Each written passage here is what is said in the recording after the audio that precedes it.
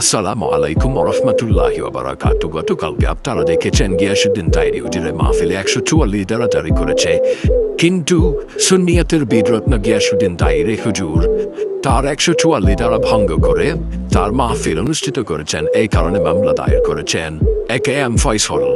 এখন তার বিরুদ্ধে কোর্ট বসেছে, দেখা যাক গিয়াসউদ্দিন তাইরি হুজুরের বিচার কি হয়।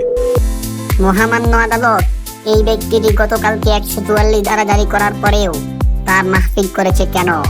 তিনি আমাদের এলাকায় এসে আইন ভঙ্গ করেছেন। আমি এর সুতদন্ত বিচার চাই। অর্ডার অর্ডার অর্ডার, আপনার কি কিছু বলার আছে থাকলে বলতে পারেন। মহামান্য আদালত, আমি ধর্ম প্রচার করতে এসেছি, আমি এখানে রাজনীতি করতে আসিনি। গত নির্বাচনে ইঞ্জিনিয়ারিং করে সে আমাকে হারিয়েছে, এখন ইঞ্জিনিয়ারিং করে হারাতে পারে নাই বলে আমার নামে মামলা দায়ের করেছে। কি আর বলবো হুজুর, আমারও একই অবস্থা। আমাকেও এখানে ইঞ্জিনিয়ারিং করে বসিয়ে রাখছে, তাও আমার চাকরি চলে গেল। আপনি বেঁচে থাকুন, আপনাকে আমি মুক্ত করে দিলাম। আপনাকে সম্পূর্ণ নির্দোষ প্রমাণ করা হলো।